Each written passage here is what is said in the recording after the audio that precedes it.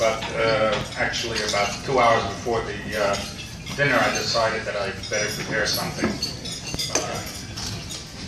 Yeah, I wasn't sure if Rabbi Mizrahi really knows how to speak, so I figured I'd better speak. Anyway, I hope you all enjoyed it. It was really very inspirational, and we thank him very much for his wonderful Divrei Chizuk. I also want to thank the chairman. Actually, with the recent furniture changes in Shul, maybe I'm the chairman. I don't know. But anyway, we thank him, and I thank everybody who's helped in getting everything ready for tonight. But the truth of the matter is, it's not really such a big thing. Let me give you just a few little details, how little it takes to make a dinner like this. And because I know we want to have a short program, I will limit it to just a few isolated things. And I'm going to be speaking quickly, so you got to catch all of it.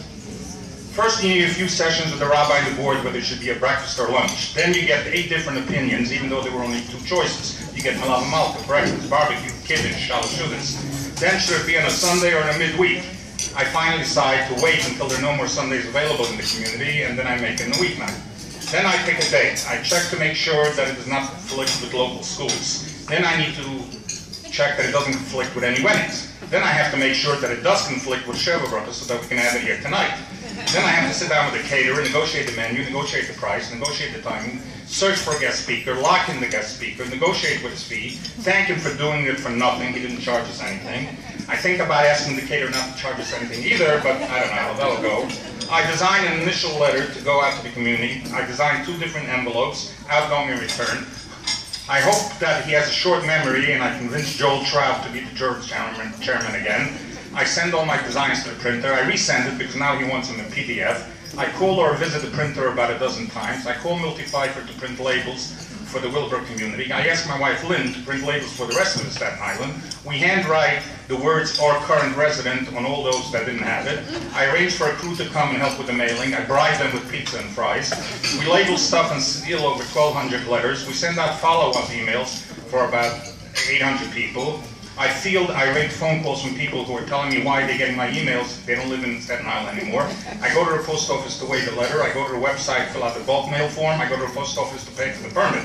I schlep 4 boxes with 1,200 envelopes to the post office. I redo the form in the post office because they change their rules every minute. I repeat the last 20 things over again when I actually send out the invitation itself.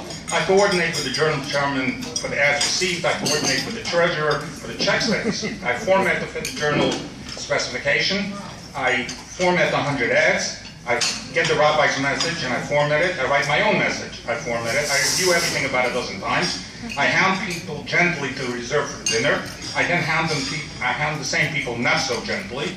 I then ask the rabbi to announce it about 25 times. I try to act friendly when I still get the same question, when is the dinner? I try to even act friendlier when I'm asked when is the deadline for the ads. I design a beautiful award plaque for the honorees. I search for a company who can do it in less than 72 hours. I actually find a company who does it for me in 1 hour. I convince the company that all our funds are tied up with the second floor project and he needs to give me a huge discount. I search my records for the company who made our little chocolate souvenir for last year. I design new artwork, convince them to give me even a bigger break this year. I emailed the chocolate company the finished PDF. They do it in record time. I double my volume dosage when 24 hours before dinner. I still get those same questions. When is the dinner? When is the deadline? I schlep to Brooklyn to pick up the finished journal. I decide to do a supplemental journal for those that weren't alive for the last 3 months and couldn't send me in their ads previously.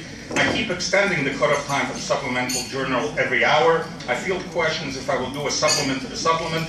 I give the caterer the number of people attending the dinner. I change that number repeatedly. I field calls from people who want a special consideration, meaning I want to come, but I will only have the appetizer. I only want side dishes. Can I share a plate with my husband? I give a final count to the caterer. I confirm with the guest speaker.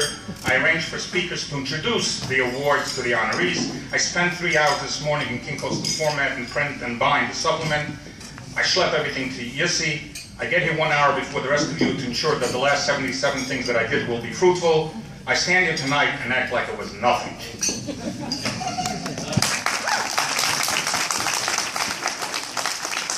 The truth is, and and I mean this honestly, I'm not looking for applause.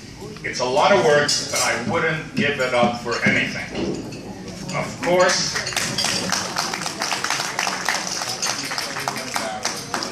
course, I have to thank Lynn for giving me up so I can do all these things. And of course, she shares in the mitzvah. And also, of course, I need to thank all those who assisted me in many of these items. But as far as I'm concerned, this was the best use of my time. I mean, what else would I do? Go to Atlantic City or something? I mean, come on. So in closing, for now, let me thank all of you again for showing up, because I look like a major loser